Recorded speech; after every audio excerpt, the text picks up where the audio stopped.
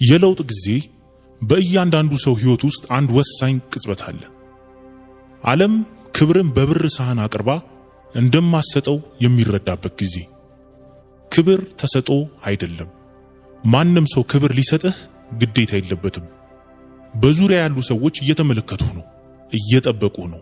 ምን ያህል እንደምትሸከም እየፈተኑ ነው። አሁን የምትሰማው ለደካሞች የሚሰጥ ምክር አይደለም። ይህ ስለ ማኪያቬሊ ስትራቴጂና ስለ ጠለቀ ስነ ልቦና የተቀመረ ካርታ ነው። አንተን የሚዳፈሩ ሰዎችን እንዴት መያዝ እንዳለብህ የሚያሳዩ 7 መንገዶች አሉ።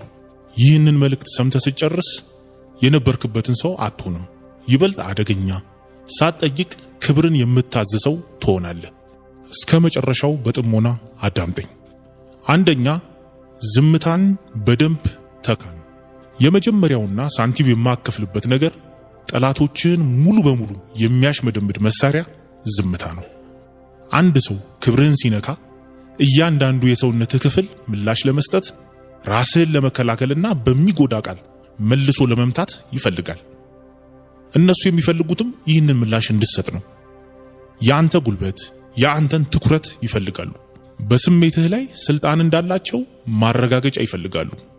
ለዚህ ምላሽ በሰጠህበት ቅጽበት ድልን በሰሃን አቅርበህ ሰጥተሃቸዋል። ማኪያቬሊ ይህንን ከዘመናት በፊት ተረድቶት ነበር።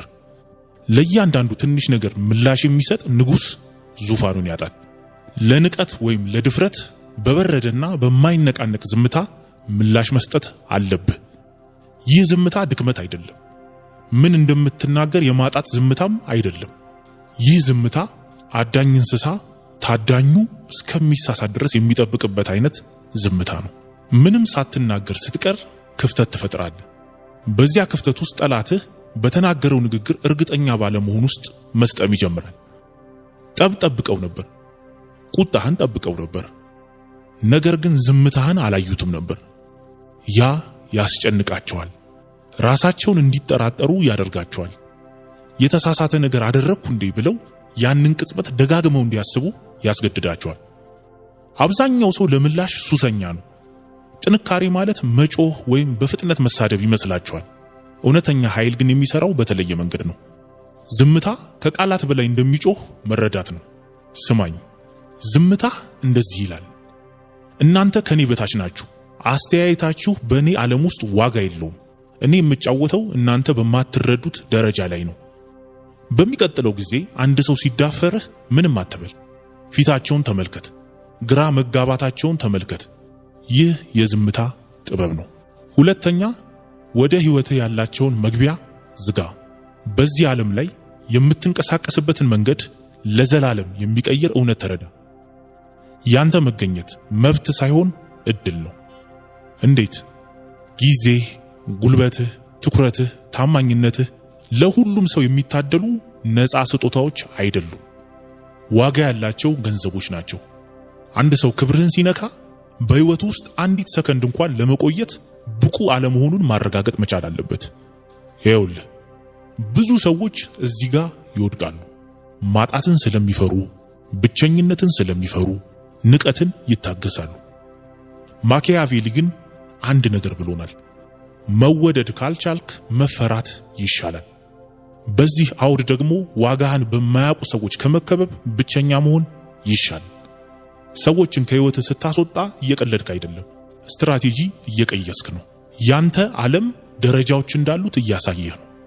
ከነዚህ ደረጃዎች በታች የወረደ ማንም ሰው ያለ ማብራሪያ ያለ ድራማ ይቆርጣል። አውቃለሁ ይህ ሐሳብ ጨከን ያለ ነው፣ ነገር ግን አስፈላጊ ነው። የደፈረ ሰው ድንበር እየሞከረ ነበር። ሙሉ በሙሉ ከህይወት ስታስወጣው ለሱ ብቻ ሳይሆን ለሚመለከትህ ሁሉ መልእክትን ታስተላልፋለህ። አንተ በክብር ላይ የምትደራደር ሰው አይደለም። ለሚያውቁት ስተት ሁለተኛ ዕድል አትሰጥም። መጥፋት ዋጋን ይፈጥራል። ሁሌም የምትገኝ ሁሌም ይቅር የምትል ከሆነ ከዓይናቸው ዋጋ የለሽ ትሆናለህ። ነገር ግን ያንተ መገኘት ብርቅ ሲሆን፣ አንድ ስተት ማለት የዘላለም ስተት እንደሆነ ሲረዱ በአክብሮት ይይዙሃል። እንደ ጭስ ብን ብለህ ጥፋ። ምን ማድረግ እንደነበረባቸው እያሰቡ ይጸጸቱ። አለመኖርህ ቃላት ሊያስተምሯቸው ከሚችሉት በላይ ያስተምራቸዋል። ሶስተኛ እነሱ ከሚደርሱበት በላይ ከፍ ብለህ ተገኝ። የበቀል ምርጡ ምግብ ቀዝቅዞ የሚበላ ነው ይባላል። ነገር ግን ከሁሉ የሚቀዘቅዘው በቀል ጠላቶችህ ማብራሪያ እስከሚያጡ ድረስ ትልቅ ስኬት ማምጣት ነው።